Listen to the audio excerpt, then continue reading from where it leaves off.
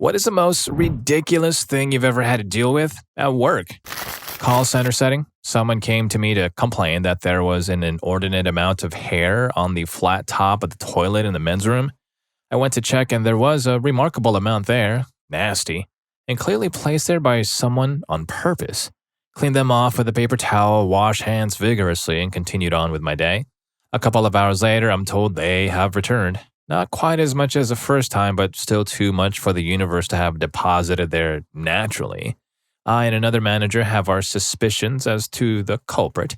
We try to catch him, but can't get more than circumstantial evidence, not enough to confront.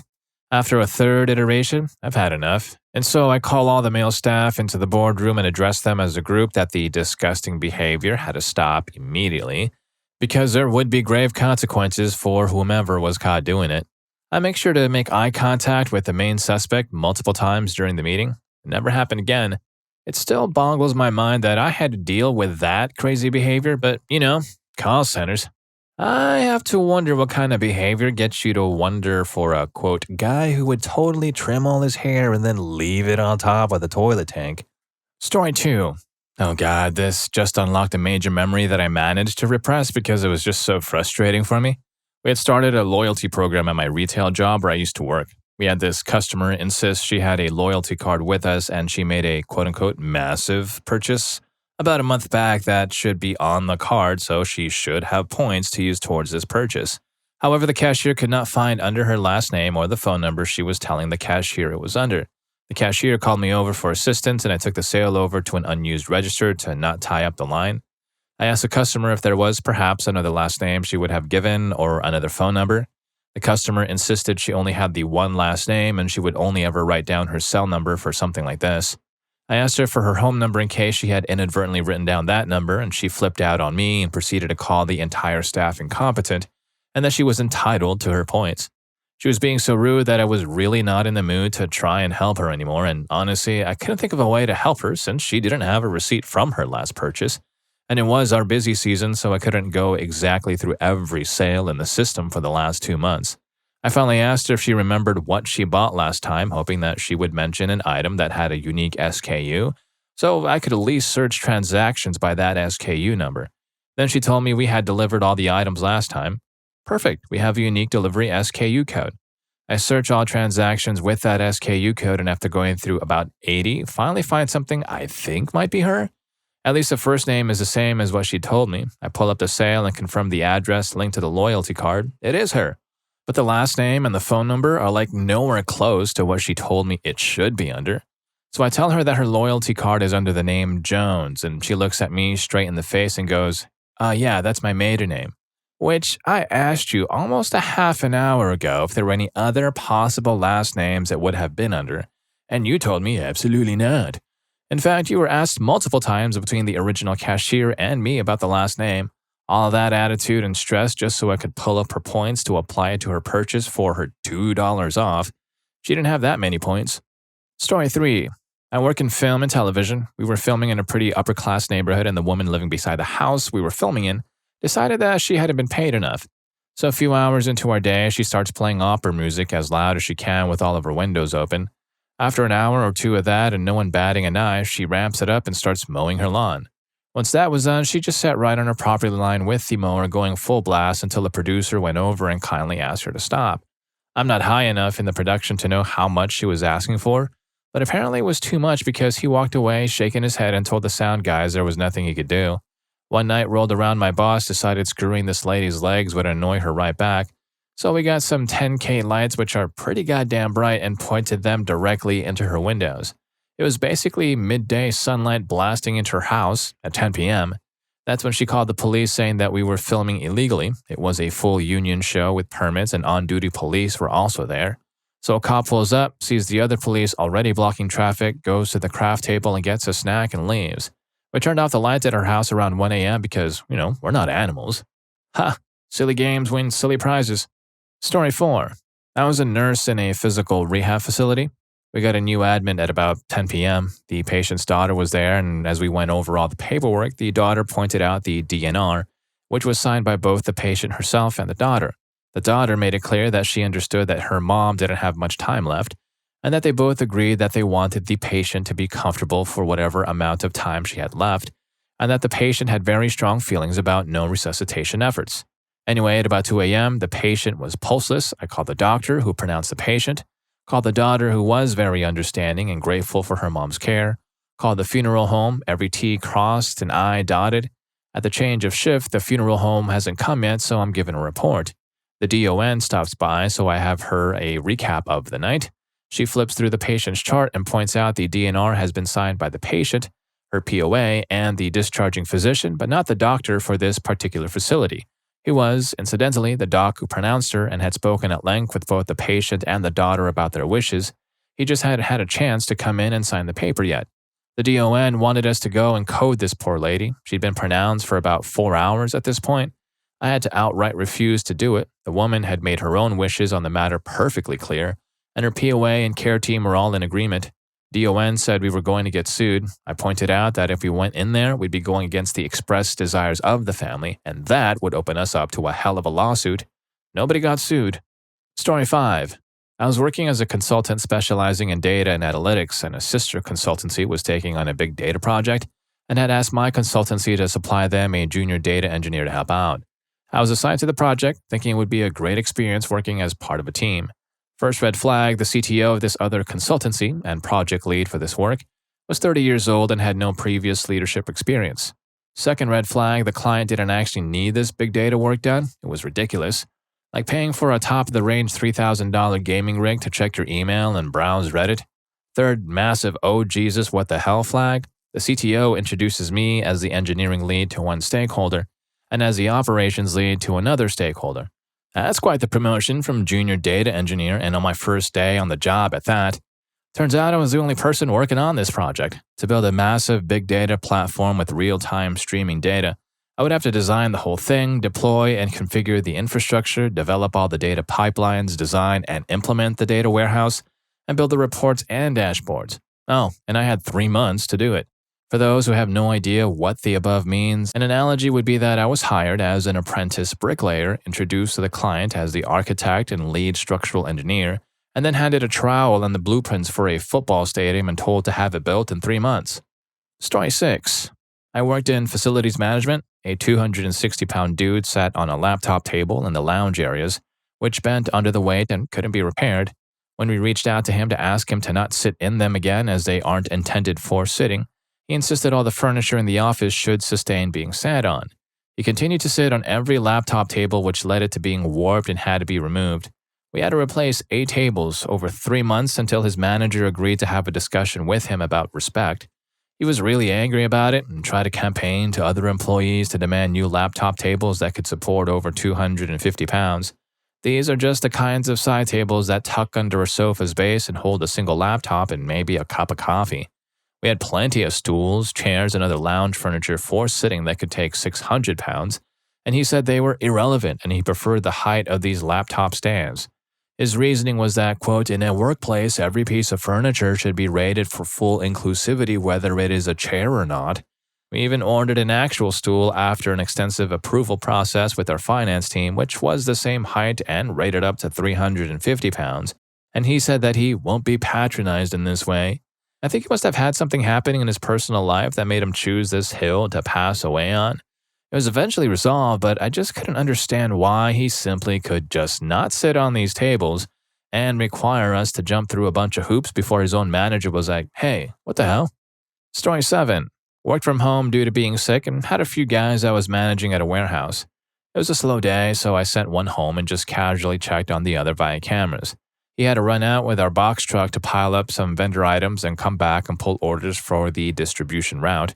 I saw he left at like 1 p.m. and checked in on cameras around 3 to see if he's done. Truck's not back yet? I tried calling him and nothing, and I can see all of the orders are not picked yet. Very weird. Calling, and I cannot get a hold of him. I drive to the office and look around, nothing. Company vehicle and my employee are missing, at this time missing for 4 hours now. I'm thinking he broke down and left his phone or something, right? So I drive the routes from the office to the vendors, seeing if I can find the truck. Nothing. Probably a good point in the story is this guy was a felon and had a history of grand theft and just broke up with his girlfriend. And he had no car, so I'm thinking the worst and think he stole the truck and did whatever with it. Call the owner and seek advice. He tells me to wait before we report it stolen. I start doing his job and picking orders for the route, checking my phone every 0.0001 seconds to see if he calls. Damn near done when he calls. Come pick me up. After a back and forth of why he's missing, I don't get any details, but come pick me up. I get to him and he explains that he got hammered at work, was on pills, took the truck to get more pills but passed out. The truck ran out of gas, so no AC, and with the summer heat, he eventually woke up. Luckily, he didn't end himself. I drove him back to the office so his ex could pick him up, and then he tried to fight me because I fired him. I'm guessing his excuse was, it was a really long lunch break. Story 8. I used to be a telephone man. I was a guy that would install and repair phone and internet lines for commercial and residential locations. One time I got called out on a repair ticket that had been previously dispatched on by about 36 other technicians in just a few months. All of the notes left in the system by the call center agents and the previous repair technicians were very vague and seemingly always described some quick fix that usually never solved anything. So when I get there, there was a very disheveled-looking lady walking around her house, ripping down every wire that was visible on the outside of the house. Coax cables, telephone lines, satellite cables, etc. As soon as I got out of my truck, she started screaming at me incoherently. Now, I was able to figure out almost immediately that she was having some manner of a mental health episode.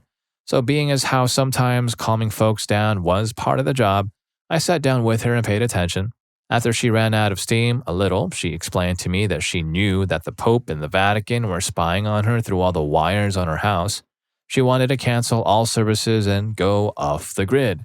So, being the nice guy that I am, I assisted her in canceling and changing whatever she wanted. I had to convince her to at least keep a landline in case of emergency.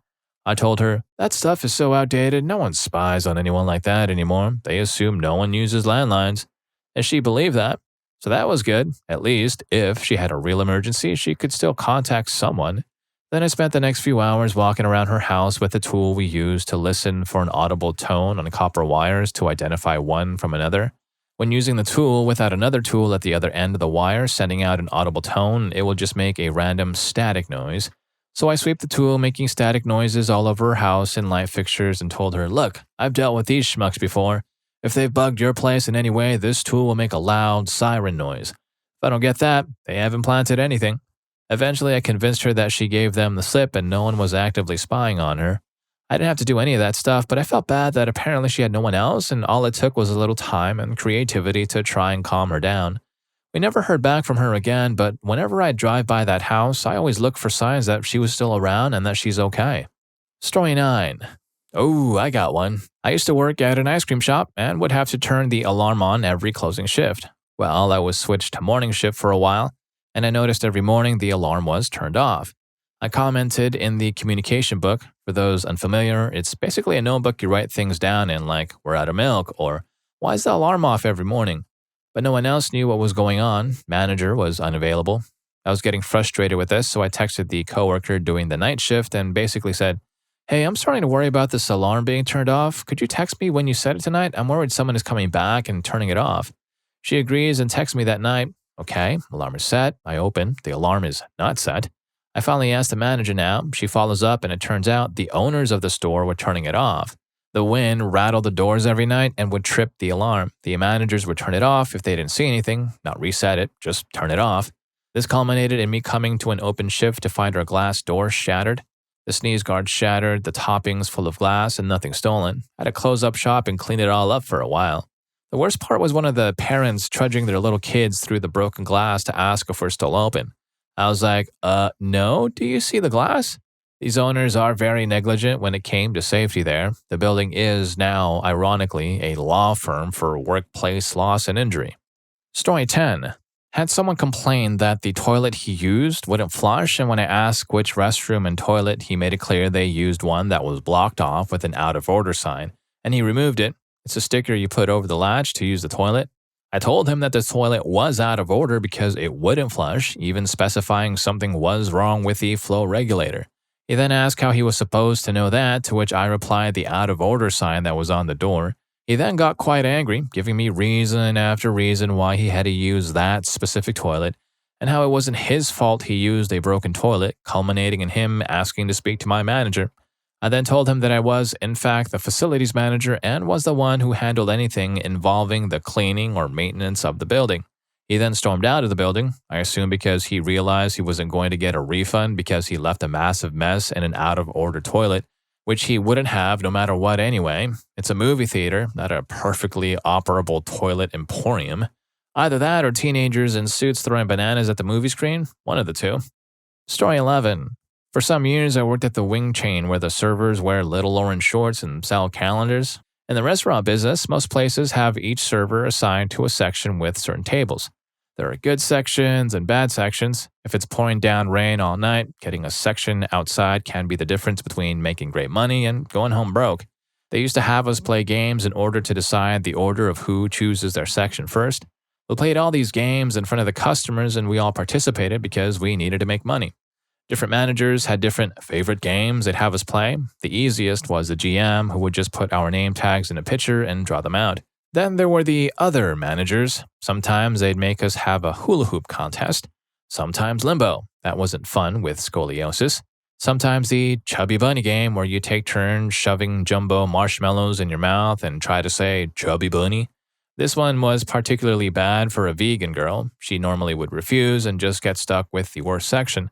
But one time, it was a Saturday night and she literally could not afford to not play because she had to pay a babysitter for her to be there that night. Manager had zero mercy. Sometimes 8 to 9 of us would all be playing Twister on the same board. My least favorite was a game where we all sat at a table with our hands behind our backs to see who could lick a plate of whipped cream completely clean the fastest. Now I understand that we signed up to be looked at, but some of it just wasn't fair. Story 12. I was measuring noise next to a house of a random person. I asked the owner of that house if it was okay to put my equipment next to his house. I was expecting yeah, sure, go ahead. Instead, the dude just told me his life story, told me about his father passing away recently, him being signal, mom having dementia, and cousin was at the hospital because he had been hit by a car. I had a short window of time to get my work done and I had to have complete silence for 15 minutes. I would tell him politely to shut it for 15 minutes. But after 5 minutes, he would just start telling me about some miserable thing about his life and showing pics of his father. Then he wanted me to drink with him. I said I was working and driving and I couldn't. He didn't understand that and kept insisting. I just wanted him to go away so that I could finish the measurement, so I said sure. Dude went to get the drinks and gave it to me. When he wasn't looking, I was spilling it on the floor so that he would think I was drinking with him. When I was leaving, I said I had to come back again at midnight. He said he would be ready with some dinner for me. I showed up at 1 a.m. to avoid it. I felt bad for him, but geez, I just wanted to get my work done so I could sleep. And if you're enjoying the video so far, please don't forget to hit that subscribe and like button for more videos just like this. Story 13. I had this colleague who we'll call Bernie. This dude, I kid you not, printed out emails, wrote written responses, and had his secretary type them up to send out as emails. Okay, so what was the ridiculous thing? He wanted me to update a spreadsheet with 1,000 rows. Guess how? You got it. He wanted me to print out the spreadsheet, manually write out the calculations and results, and retype everything into the spreadsheet. I had to do it this way because he didn't trust those newfangled contraptions to do the math right. He legit checked my work. I just want to clarify that I actually liked Bernie, even though he was completely computer illiterate. He was pretty funny. Also, the tasks were so ridiculous that they were hilarious, and me and other interns couldn't help but see where these strange requests would go. So even though there was always an easier way to solve the problem, we just had to see what his crazy mind would come up with next. It was endless entertainment. Okay, so we already established that Bernie is computer illiterate. Anyways, one day, Bernie received some important information on an editable PDF, but Bernie didn't like this because the document didn't look clean. So the person sent him an image rather than a document. Essentially, someone took a picture of a PDF and sent it over rather than send a complete PDF. He was so angry because he wanted to save the information and eventually edit it. We tried explaining that you could save the images to his computer, but he was afraid the computer would eat them up. So, what was his solution? Take pictures of the pictures on his computer with a camera. We literally took pictures of a computer screen, had the film developed, and gave him the pictures, which were obviously too small to read. This whole process was hilarious. I must have drank 4 Mountain Dews along with my fellow intern who downed several iced teas. All along, Bernie's just watching us, complaining about how, quote, this guy can't send a document right. The commentary from this man was hilarious. We really had to struggle to keep it together and deal with his endless stream of old-timey insults. So anyways, Bernie was mad because the physical pictures were too damn small, so we eventually convinced him that maybe it would be best to retype the image as a document so we could then print it and save it. Okay, so at this point, I told Bernie we could handle it and said we'd be done in 2 hours. What we ended up doing was obviously just converting the editable PDF into a finished PDF, and just in case, we copy and pasted everything into a Word document and formatted it. Took 5 minutes max, but we acted like it took 2 hours and that the process was a pain. Man, thinking about this story makes me miss Bernie and listening to his angry tangents. Story 14. I worked at a company that had rented multiple office spaces from a commercial building. So each division had their own suite, customer service was in one suite, admin in the adjoining one, etc. At one point, CS ended up needing more staff than that fit in their suite, so I was moved to a desk in the admin area. And for whatever reason, admin hated CS. I think they were all just bitter old Karens and they hated that the CS team got along smashingly. We were all artists of some kind and got together off work for barbecues, game nights, etc. Well, apparently, I made the grand error of answering a question the admin supervisor asked and I had not been asked directly. So she went to the execs and complained. In order to keep me from getting fired, my supervisor had to hand me down the most ridiculous and I know now illegal work directions I was ever given. I was absolutely not, under any circumstances, to speak to anyone in admin at any time unless and until I was directly addressed by name. So I sat at my desk and worked all day with earbuds in and pretended I couldn't hear them all chatting around me since I was told if I said anything, I would be fired on the spot. Most miserable 3 weeks of my life. I spent my break sitting in my car crying until my supervisor saw me and got our office rearranged so that admin and CS swapped rooms and I could work with my team again. Story 15. When I was a waiter, I had a nice guy come in and tip me hundreds of dollars every time he came in, which was frequent. He would come in and ask for me by name. Sometimes when I would serve him in another service section, I'd give them some cash for letting me wait on him. He never had his credit card on him, which I thought was weird, but just went along with it because I was insanely broke. So we would enter it manually. I never paid too much attention to the numbers because there are a lot of numbers on a credit card and we were busy. But I did start noticing something off about him using an Amex card twice, and then a MasterCard, then a Visa. Turns out this guy works as an event coordinator next door for the Marriott. So he would take people's $1 million payments and was taking down the numbers and using it to pay for food. Saw him get arrested and escorted out of the hotel one day. My manager pretty much said I'm probably going to have to give it all back and promptly told him no. Nothing came of it on my end, luckily. The guy was stealing credit cards and tipping me a lot of money, and the manager told me I'd have to give it all back. Story 16. I worked as a manager of a pool a few years ago. One day, one of my CSR girls told me she had a weird encounter with a customer. She told me this woman was humming and singing loudly as she came up to the window to pay for herself and her 5 kids. It was strange, but not completely out of the ordinary for my town. A few hours later, one of my lifeguards got rotated off stand to take his break. He told me for the last 40 minutes that he had been guarding and he was hearing an infant crying. I immediately rushed to the location that my lifeguard described to find a woman comforting the baby, giving it water. When we made eye contact, I saw something that made me instantly belch out, "Is everything okay?" The woman replied, "No, this isn't my child, it's hers," as she gestured to the chain link fence behind her, where a woman was grinding her back against the fence, moving from a squatting stance to standing to rub what must have been one mighty scratch. This was the same woman my CSR had warned me about, the singer. Remembering that she had 5 kiddos, I knew we needed to make sure all of her kids were all right and accounted for.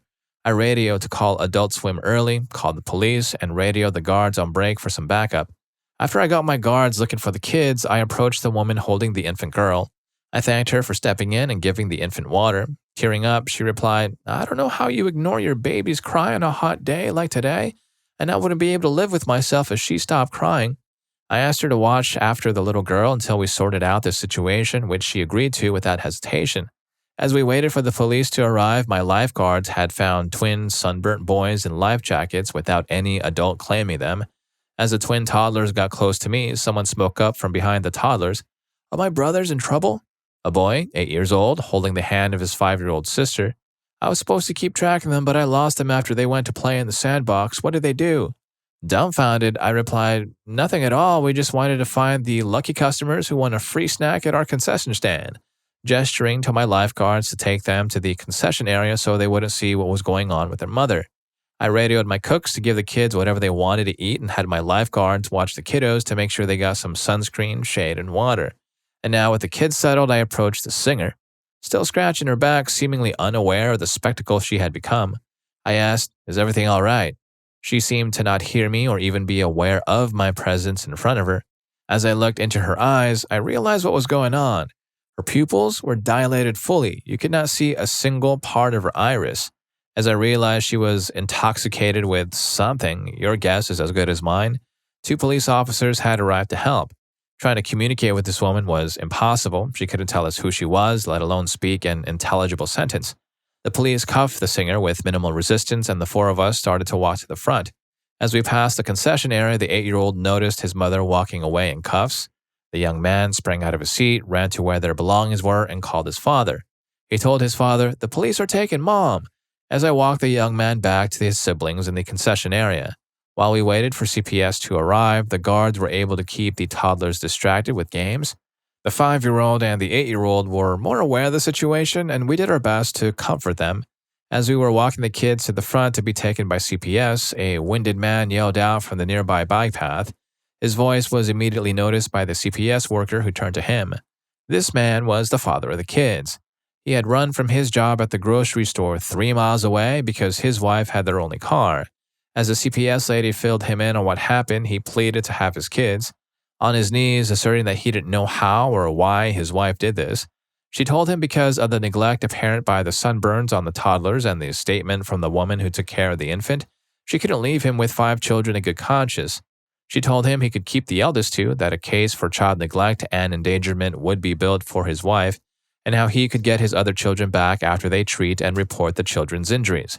As the van left, the father gathered his children and went to go grab their swim bag and car keys. Held back tears slowly rolling down his face, he went up to the woman who took care of his infant and thanked her. With his remaining kids in each hand, he went up to my staff and thanked them for what they did for his kids. Story 17. My business partner threw a fit at me because my wife unfriended his wife on Facebook. He seriously said to me, "That's the worst thing you can do to someone." Then he said, "Do you know how bad that looks for the firm?" A. Unfriending is not the worst thing you can do to someone. B. Literally nobody is watching our wives who do not work here's Facebook pages to see if they are friends, much less judging our firm based on that. After being blindsided by that nonsense, I asked my wife about it, and she said, "What? I didn't unfriend her." Then she showed me her friends list, and sure enough, they were still friends, so the fit was totally unfounded in the first place. So the next time I happened to speak to my partner's wife, she too ranted about how my wife unfriended her. Then she said, I'm serious, she actually said this, "I had just hit 100 friends and I was so proud and happy I was just looking at the number, enjoying it, and then it dropped to 99 right in front of my eyes. That's how I know it was your wife." So, see, she never actually checked to see if it was my wife that unfriended her. It wasn't. She assumed it just was because I honestly have no clue. Now shut up with this BS drama and let me work, please. Now these are adults in their 50s, by the way. Story 18. It's a long story, but for those who don't care about the details, catch a wild raccoon. No, that wasn't part of the job description. For those who want context, this was when I was working at a boating marina in Ontario. I was a student yard assistant, which basically meant dockhand. Anything that had to be fixed or maintained on the docks or anywhere on the property, really, it was my job to deal with. One morning, some slip owners complained about a sick raccoon walking around the marina. They expected us to somehow deal with it, so I called my boss, and instead of telling me to tell them to suck it up, he actually asked me to grab the metal raccoon trap from the garage and to try to trap it inside. Upon finding the raccoon, it was not sick. It did, however, have a broken paw and leg. After over 2 hours of following this thing around, trying to bait it into the trap with food, I actually ended up catching it. My boss then wanted to tie a rope to the cage and toss it over a dock into the water and leave it there for 20 minutes, drowning him. Me and the rest of the workers all told him absolutely not, so he just ended up telling us to figure out WTF to do with it. We were all teenagers. I ended up handing the cage off to a coworker, and she used her boyfriend's truck and drove it to the animal shelter, only for the animal shelter to say that not only do they not take injured raccoons, but threatened to fine her because apparently there is a law that you cannot move a wild animal more than 100 meters from where you caught it. So then a wildlife conservationist followed her the entire drive back to the marina just to ensure she didn't drop it off somewhere. They then made her let it go back into the marina, broken paw and all. Story 19. Public middle school teacher here. This past year, students hit teachers, their parents hit teachers, students fought more than usual in general. We had more frequent and more severe mental breakdowns than usual. Students skip around the hallways with no consequences. One student took a teacher's car for a joyride and immediately wrecked it about a block away. Another took an admin's credit cards from her purse and immediately tried to make purchases on their phone. Are not informed about daily schedule changes or plans from our administrator. Get reprimanded for trying to discipline kids or give them consequences for their destructive actions, such as yelling at the little demons for trashing classrooms or behaving like wild animals, and are expected not to fail a single student even though many cannot read at grade level, are disrespectful beyond belief, and are already too old to make any meaningful change in about the directions their lives are heading to. These people are a few years from entering society, and their contributions to our society, I can say, will be net negative. Taxpayers will carry the burden as many will fall into relying on government welfare, and many will enter the prison system since they are already dealing, breaking and entering, and other crimes which workers pay for. Many of my coworkers quit in the middle of the year. Over 90% of the school staff quit at the end, and in my very large district, 800 teachers quit this year. That's how bad our education system has gotten, how much BS we have to deal with as teachers. That's why there are fewer every year. Soon, janitors and underqualified volunteers will be the ones to teach your kids. Story 20. I was a cashier at a grocery store in a small town. It was Saturday, it was busy, typical Saturday. There was this woman who often made comments about my acne. I was 15. She would bring me home remedies. The one I remember most is a tea tree oil soap bar. She used to use it daily to dry out my skin, and then my acne would go away. Anyways, I think she thought we were friends or something. Otherwise, the following would not have happened. On the Saturday, as she was checking out, her card declined. No biggie, there are 3 different banks within literally 2 minutes of walking. However, she had her small toddler in a stroller and had already packed all of her groceries into the stroller as I scanned them. She said she was going to run to the bank to get some cash. No problem, just put the groceries over on the next empty till, and I'll make sure no one takes them. Well, she didn't want to unpack the groceries, and the bank was so close. I'll be there for 5 minutes. Before I could even call a manager, this woman was out of sight. She shoved a chocolate bar in the kid's mouth and basically ran off. I called my manager and told them what happened. Someone came by my till and just kind of stood there until this woman came back. 20 minutes later, 15 of which we endured through the child screaming after he finished his chocolate bar.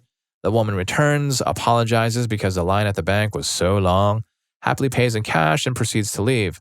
Both my manager and the owner follow her out to talk to her. I don't know whatever came out of that conversation, but I'm not sure I ever saw her again. Story 21. I work in a warehouse, and as I drove up on a Monday morning, the temps were crying in the parking lot. So I get out and they tell me a senior worker has flipped her mind and won't let them in the building and is screaming at them. I say there must be some sort of misunderstanding. Right after I say that, I hear a click as she unlocks the door and pokes her head out and screams, "Screw you!" before slamming the door closed and locking it again. I text my superior an SOS, scratch my head, and try the door just because. Then I go around to where a spare key to the building is kept in a lockbox. It's empty. She pokes her head out from another door and says, "Oh, did someone take the other key?" No, boo-hoo-hoo, screw you, and slams that door shut, locking it. And at this point, I get the temp statements. They just showed up for work, that's it. I figured I'll try the main entrance even though at this time of day, the office team isn't typically in yet. Surprisingly, it's unlocked, so I go in and make my way to the warehouse in the back or the property. On the way, I pass my brand new hire waiting in the break room. It's his first day. Surprisingly, he showed up for his second. He follows me into the warehouse where she is screaming nonsense at the top of her lungs while she basically runs laps around the warehouse, occasionally throwing things as she does. I unlock the warehouse entrances and come face to face with my boss. We share a look and silently, Vulcan mind meld or something, and next thing I know, I'm shepherding the other employees away from her while my boss chases her to try and get her to calm down and leave the property. But she isn't stopping, so to keep her from getting physical with the other workers, I'm constantly herding them away from her. But no matter where I say to go, the office, the parking lot, far corners of the warehouse, she is still running from my boss and occasionally flying into my no-fly zone trying to take a swing at my workers. Eventually, we get her out of the building and lock the doors before she can get back in. Since she hasn't actually harmed someone yet, we don't want to call the cops just to be nice. She gets in her car, pulls out of her spot, stops, we all hold her breath, and she rammed her car into another employee's car twice. My boss bravely or stupidly blocks her exit off the property because now, of course, the cops have to be involved and she can't leave. Later, we emptied her desk and found a ton of pills and a bag of some white powder. She called the next day apologizing, claiming she had no memory of a single bit of it. Hard to believe because she still decided to threaten many of us to the point that restraining orders were made. Hell of a Monday, man. I got promoted 3 times that year just to fill in the slots as they had purged bad apples. Story 22. This saleswoman asked for a table and some chairs. The buyer who worked for me asked what kind of chairs, and she said she didn't care. A few days later, she stands in my doorway and says, the chairs that buyer got didn't have wheels. I said something like, okay. She pauses a moment, then screeches, I can't work like this, and storms off. This was back in the mid-90s. We were using Windows for work groups. The same woman complained about how hard it was to navigate around. I suggested she use the mouse there on her desk. She said she didn't use mice. I mean, yeah, you can do just about anything in Windows without a mouse, but why would you? Later, at another job and new career, I worked for an MSP. I was migrating the email of this consulting company that, including the owner, had about 5 employees. I hadn't been involved in the original planning. Anyway, I explained that there might be a short outage during the cutover. She complained that it wouldn't happen to IBM, so I responded, I'm sure IBM has millions of dollars and a lot of people to throw at a project. She paused for a moment and literally stamped her feet and said, well, I want to be treated like IBM. I just continued with my work and called my boss to give him a heads up.